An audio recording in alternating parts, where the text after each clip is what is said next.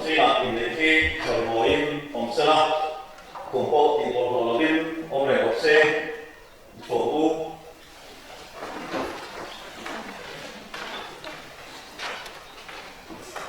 thì bây giờ nha, nhìn thấy nào thì mong tập mấy cần phong thủy đô mà thì cần chuyện này thì số đi mua vậy cái mà sổ số đi đi in ca là in mà ấy na số quả đến là chuyện bây giờ đồ hóa in xe mà số quả tiền chủ đến số quả thì in về mình với cái đồ bán là xe mà thì sau đó cần tôi đi quỷ ở bên thì in lấy cái gì cần quả sấy cái này có phần đàn quý khi là in lấy thì của mình số ấy vẫn lại phải có số mạng cái này mua mà lột thẻ tay cho thì lại cái đẹp quần cần phải thì nó tụ ra cái thiên sủi nào cần đông thì ở lòng một cái mà này cái thiên cũ thì lại cả u đến phải sai cái này là ăn được ra ăn mặc Việt Nam thì vào cái gì ăn được vào cái này ăn tí ra thì này chú ăn tí ra anh xem tụ khăn này chia lại để bảo anh xem lại hem như vậy để bảo anh đủ lại apa anh kalau sana anh bui anh bukan di cuan di sepuluh khăn anh đâu để on anh di Indonesia rồi đấy cho di cuan quan này anh đi tổ hóa di sepuluh khăn anh đi tổ số cái này cho mọi người có thể là trong tổ số mình phải thân sự sẽ đi sana dari phong na có thể là làm nên trong bài aku với là đâu mà các bạn thấy được là mình có hay tu còn phần hậu tên hôn rấy cả đi liệu in số ba gia đình phòng hệ thống nguyên in không ra của a còn phần hậu tên nắm vào này thì bộ nó lại phụ tên này phụ tên này rất đẹp là hôn rấy xoan các vị thế nó đủ alo mình thân số thì thân đó bé mấy là lúc nào thì xuống có vấn đề in việc mình nó đến với lại cái này là chúng tôi sẽ cho nó đi cái này không in về là chúng ta đã phải lúc ta phải trả raคนกันมาเทกันตัวเป็นนักเรียนเราคุยกันเจยูโรคุยแล้วถูกมีเสื้ออีสุเคยสร้างมีตัดทีเลยตีนั่นพวกเราอยู่ไปช่วยนะเลยกันรักทีนะกันรักช่วยคุณจะนั่งรอแบบนั้นอันเสียบะมีส่งพวกเลยเพราะว่าเวลากันหนูมีเสื้ออันที่อ่ะยังมันชอบไปคนเดียวนี่ละตีini ni semua ada kok tapi kadang begini alam mereka yang masih lagi suka pemilihan dan suai putih dan orang suai putih saya mungkin luar mana siapa với là những cái lấy cái của sấy ta sẽ suka pemilihan di kho trong sau khi kho đi làm việc là cần phải lồng ghép với một cái chỗ làm cho cái này thì mà sẽ lên cho luar mana putih luar mana saya maya tadi awalnya cái gì cần thế nào thì người cụ thể để anh chuyện thế này nó nó không là đồ xe in đi có những bộ về gì là mình không biết chuẩn thì máy bộ về bộ nó đi cho đi thua đi đấy nó không tắm được rồi nó sẽ bảo cái gì ra ta còn tay lái cho quên nó bảo đi cái gì rồi bằng chuẩn để nó bảo đi của người anh đi để thêm một cái món gì khác để các bạn suy sáng để trước đây là tiền cũ đã sẽ ra các phần phan ai sử dụng như là真正法，我发现是跟些看，不熟呢，好吧，说不对样，努为成出家了，哪里说为难，说的你，努把你成的人话，为了天人地啊，安达，คนเล็กแต่กลุ่มสามเท่าอันหลวงมันตัวพัน努为成出家嘅，อันนั้นแบบนี้เรื่องมันจะเรื่องตัว Nupa, ni nó muốn ra là số của bạn thì biết được nó này. Nupa thì sẽ nó dùng sang em nắm ở bên phát triển phan, các hãng số của cái đặc thế, dẫn các số của anh lô tập tương của anh ta mà anh lô ta, số của số mi thảo của anh lô kinh số rồi. Thì số anh ta cho nó anh lô số đấy rồi số anh bởi vì anh lô thì đó số nắm ở liền này các lúc quý về các độ mấy in red của ta soan motion này là cái này đạn cái a chú chú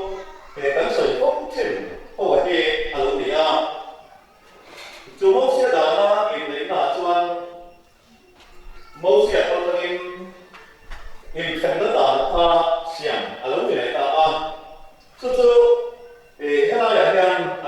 này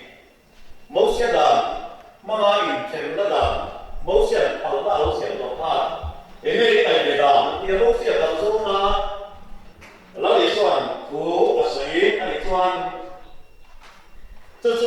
某些人anh làm thì đàn sĩ xe la để bộ anh em nếu mà sẽ cần cái lý soạn sự làm giống rất mấy anh số cái anh số tôi đây rồi số rất cái chủ quan hay điện đen ở sang mà này anh thì cái là xem tụ khan mấy xe này mà xem mà thì cho anh thì số cũng khác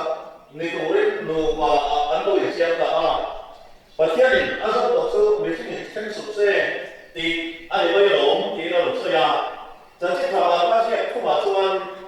ซึ่งมีเราใส่ส้มเสียชวนกันเราอีกชวนไม่หนูไปอันเช่นตอนนู้น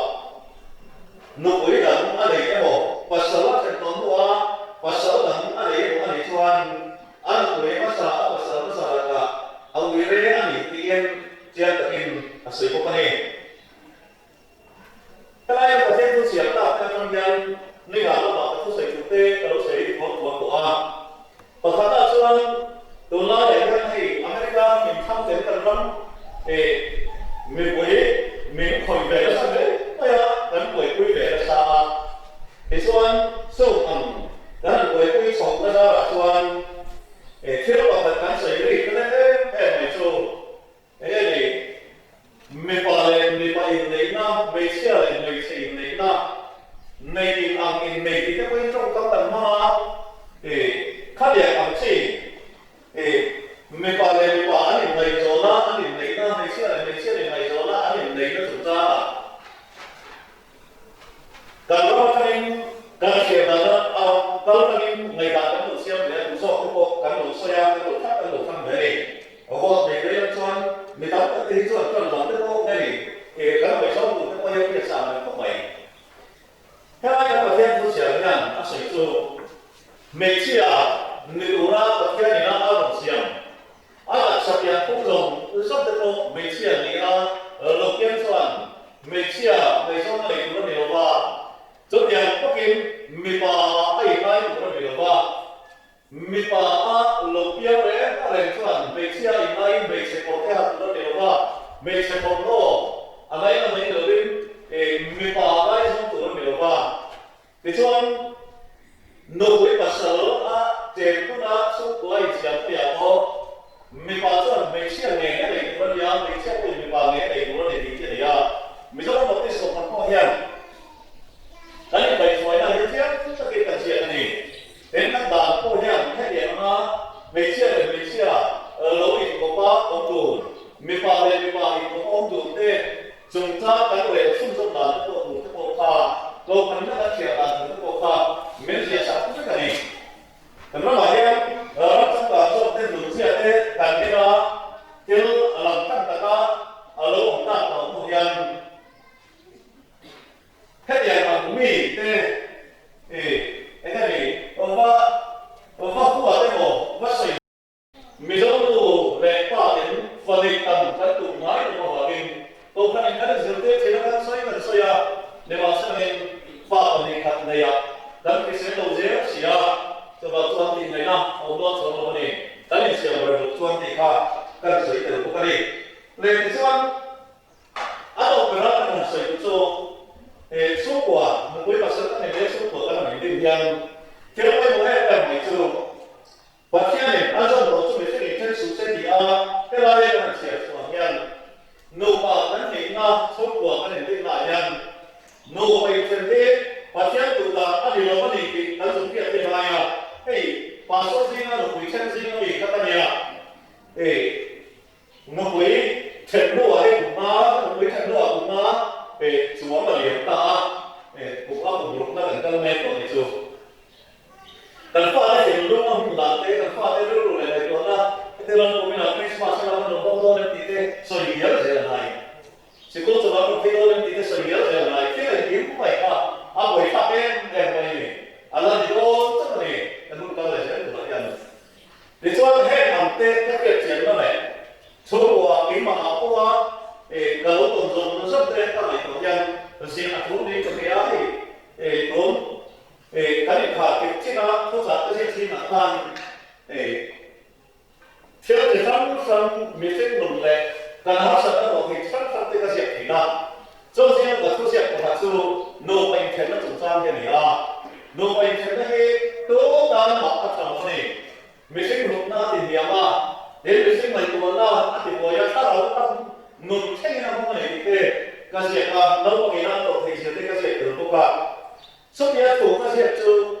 để mà phát động bằng cô này lên anh bảo đi cô anh bảo sản xuất của cô để nắm phát hiện lấy gì à mình sẽ có phát hiện anh xuất của hạt sản na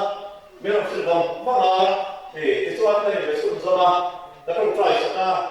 để cho mình giao cho anh anh xuất của ta với không lai không phải sản này anh hạt sản na anh phát hiện thì anh quy thế của mình hạt sản na là xây ra sản na là xây ra là không phải sản này mà bây giờการเทียบข้าวหลายยันดูตกหลายยันใช้ของเจ้าพวกกันเทียบสัตว์หลายยันหัวเราเจ้าพวกกันเทียบสัตว์หลายยันดูตกหลายยันหาสัตว์หลายยันในการนี้อันนั้นไปนี่ในภาษาจุดการเทียบต่างกันอย่างชูหาสัตว์นั้นแสดงทำพวกนี้เสนาอินเทอร์โลกีทัศน์เสนาและเทคโนโลยีหลายเนี่ยกันจนหน่วยหลายก็พวกนี้เสนานูปากันอินเทอร์โลกีทัศน์เสนานี่จะสวยดีเนี่ยcái này là cái này nó rất là số mình sẽ nhìn thấy sự sẽ áp dụng cái hỏi là sản xuất cái bề của nó cũng nhắc đặc biệt rồi cái này sẽ ảnh hưởng tới tất cả để cho nó là số tiền nó cũng nhắc ở một điểm vào tất cả đặc số mà chế độ của nó cái này của nó không thể vào số điểm này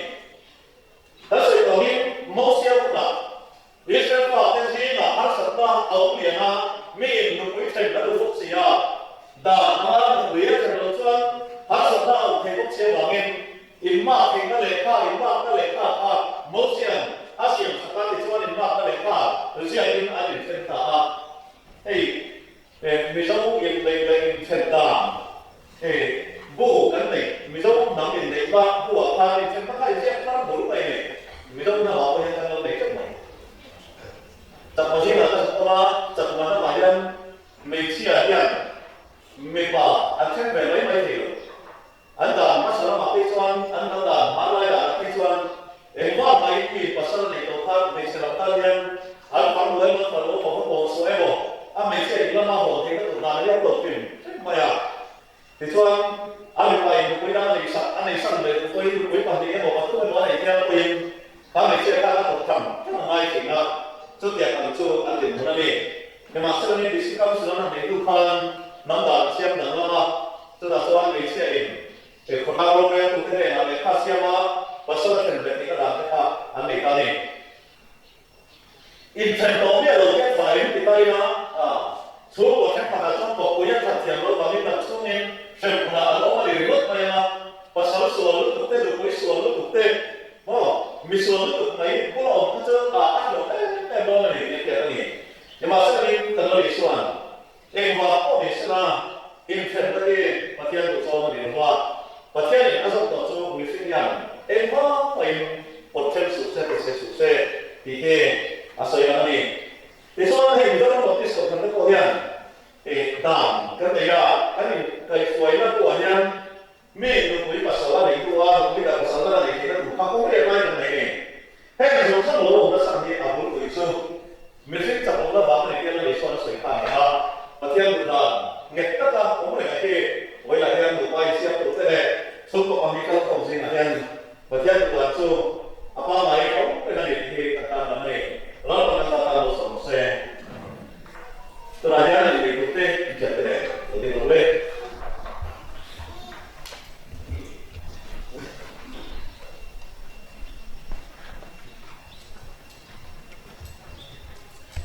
Kawan bukan temu, pakaian bukan hotel lah. Tujuan soal cuma itu lu kata misalnya boleh kondisi cuma ni, memang soal besar saja sudah soal macam soal yang. Kalau soal ini pakaian di mana mungkin nopo yang ini kan. Awak ini pun boleh berhok lain, aku selai bersama lain, mai kita kan boleh kau kata di yang yang. Terakhir Malaysia, soal saya. Sebenarnya mau ya, pakaian di dalam orang ini di pasal ini kan. Awak itu boleh berhok lain, aku selai bersama lain, mà ấy các em có lên cầu các tấm nhị nghìn tiền tôi là nhân có giống sốc tên từ lúc nào đến vì đây cái tú anh không lo là anh ấy nó cũng không cần chết tôi để đi làm tiền làm các đồng hồ là kiểu như chờ khu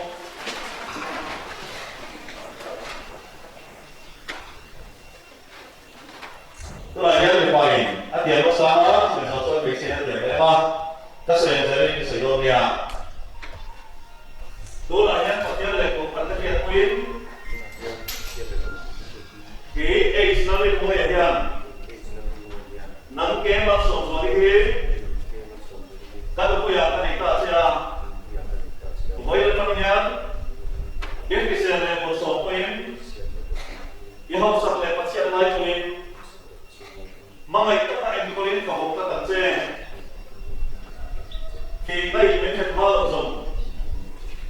vật chất này mình tính mình quyến thế cũng biết cũng là nhân các điểm bắt xe là nhân để xe nó nhiều cái này đó nó sẽ lên sự tôn nha đó là nhân vật chất để cùng vật chất quyến kỹ kế bắt sổ số đi nhận nắng ấy nó lên mua thì các bác sĩ làm cái này ta sẽ với lần nhân biết cái xe lên một số quyến yêu học sắc lên một xe này quyến mà người các em có đến và vùng các tầng xe thì đây mình sẽ bao dùng và chia này mình xin được quyến thế cũng thế đúng là hiện tại điểm xe tức là hiện chúng tôi là để mục tiêu đó là dùng một thế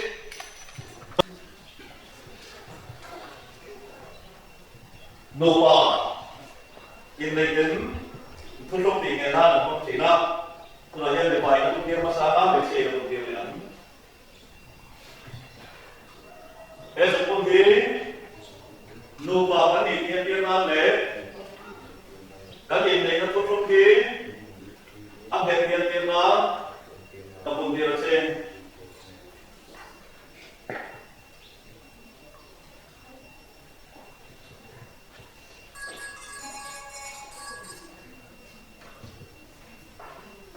thế dùng quân thế nô vào cái gì tiền tiền nam đấy cái gì này nó thu lúc kia ăn hết tiền tiền đó tập trung tiền xe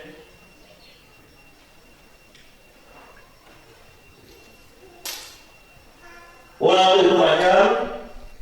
Israel 뭐에 해방소 너희 투안 어떻게 반드시 꾸인 이내를 두 안으로 품다 그러나 양 로바 안미바 이거 구하게 어떻게 가서 또 소리 중에 전수세 이쪽 봐야고 너무나도 따뜻하고 어떻게 또 발목 때마 도입 양딱 때가 이나 소성 소용의 꾸렁이 và thiên mời tốt điểm thì tụi mình thầy tổ số thể được chữ rồi còn phần nào một sản về chữ sẽ là không ai có sản thiên sẽ chữ sẽ là thế sẽ xuống một đốm ta kinh tuyển thầy được tụi mình ở đó là tìm ba mặt quay sẽ chữ sẽ là mình thế sau này phát đầu với một bộ dòng giúp về cho mình số của mình ta kinh tuyển thầy được đủ thì mới thầy dòng sắp được cả về mà quay sẽ chữ một xe rồi còn itu bapak aku banyak sudah biasa lah. Kalau orang itu itu bah dia ni lebih macam saya. Amin. Jika info ten bilang ten suruh ulangin mungkin harus lebih banyak.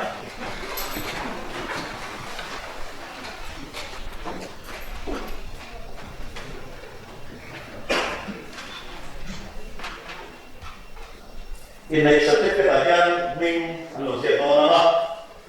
Pelajaran